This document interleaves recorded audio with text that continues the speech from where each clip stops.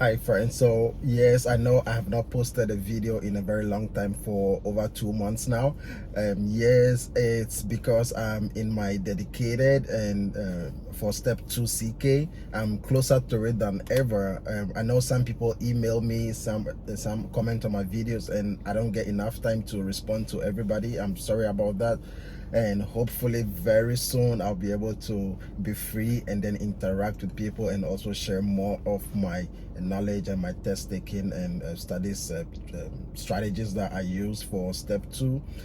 Yesterday, yeah, a lot of people texted me, a lot of my followers, about 6 people texted me, and then they said they have passed, and then they were so grateful for some of the knowledge I shared.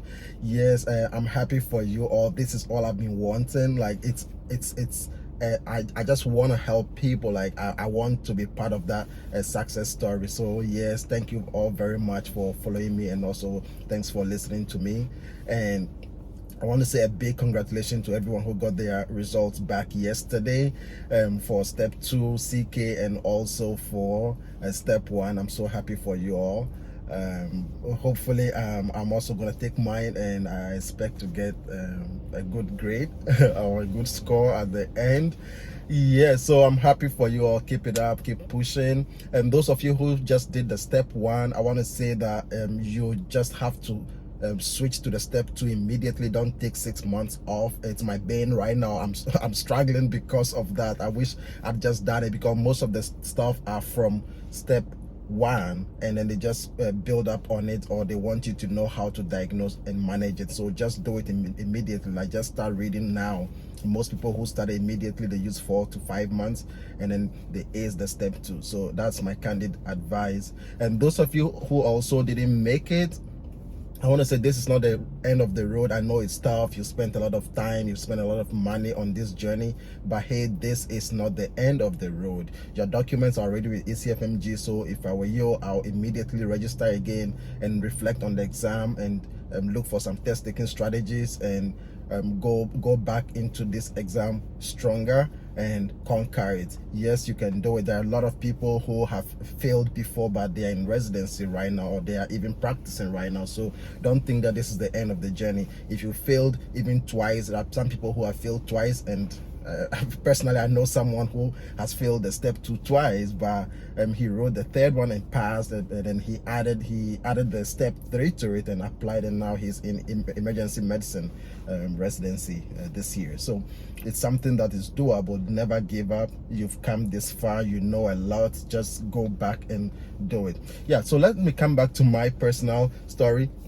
So I've been prepping for step 2 CK for over 5 months now, and so it's not been very smooth for me, because I took about 6 months off to work and save money so that I can stay home and study, because when I'm studying, I don't want any disturbance. I don't want to be going to work, and then, because when I go to work, I come back and I'm tired and I forget a lot of stuff. Yeah, so I've been home studying, no work, nothing, and I have my study partner that we study every day.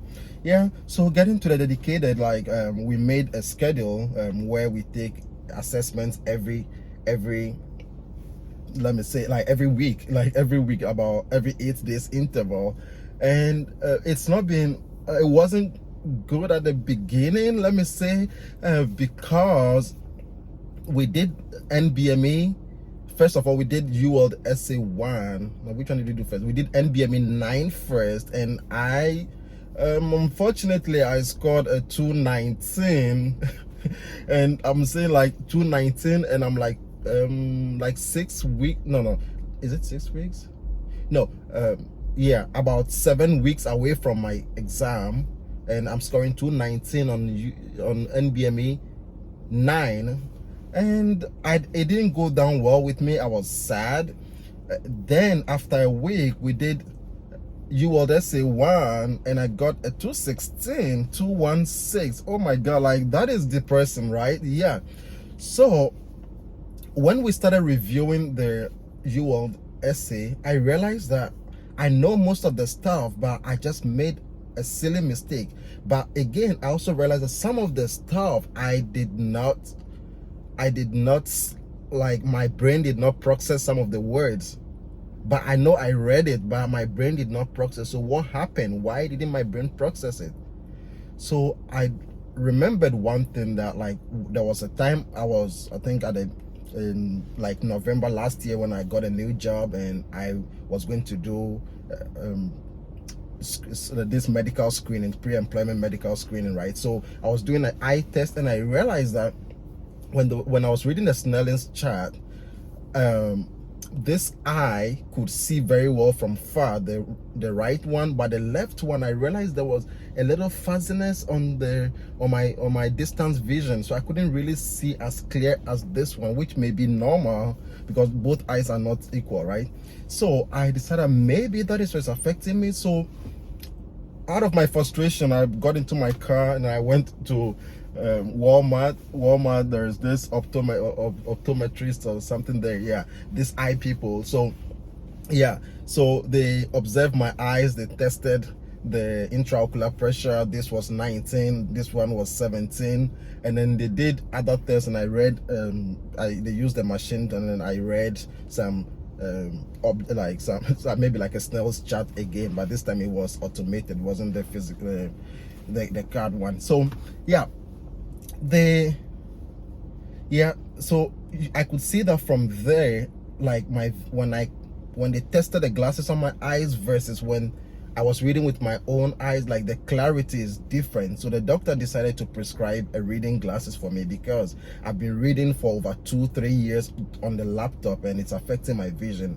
And what he told me was that because my vision is most of the time in a short distance, my eyes have adapted to short vision. So like when I'm there and I'm not reading, I should just come outside and look far away so that my eyes can have that accommodation ability again. He prescribed the glasses and I started using it. So when I went from that USMLE, I got my glasses like 7 days after that day, and on the 8th day we were supposed to take another NBME. That was NBME 10, and guess what? Lo and behold, I scored a 239 on NBME 10. So that was a big jump, and I realized that my reading skills have improved. The clarity of the words, like everything doesn't just look at me like all the words don't just jam up in my face like that. So when I wear the glasses versus when I don't wear the glasses, I see a big difference.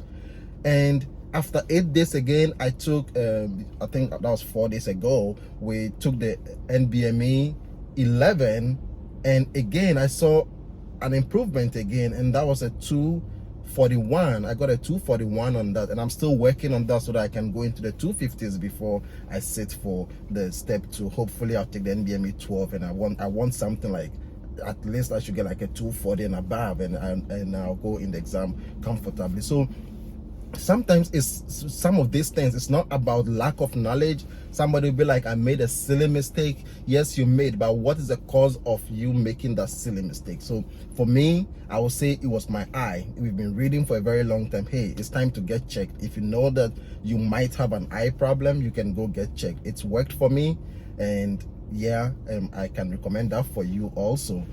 So this is what I've been doing. I hope you guys remember me in your prayers as you are all being successful, as you are all learning, and let's pray for each other. Remember me in your prayers, and soon when I take my exam, I'll give you all the updates that will come. And then yeah, hopefully I'm trying to apply this year.